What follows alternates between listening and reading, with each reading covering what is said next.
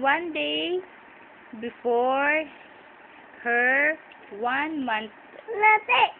Oh, di ba? Sus naman ang anak ko. Nangiti daw pala. Nangiti-ngiti naman ng anak ko. Ayan po si Yasmin.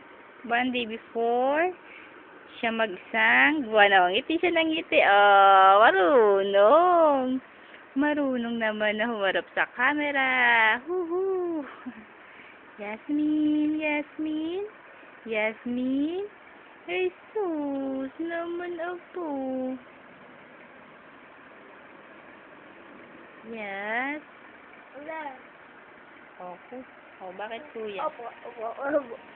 Ano? Ayan naman po ang kuya Johan ni Yasmin. Ito naman po si Yasmin. Antok pa po siya, groovy. Groovy.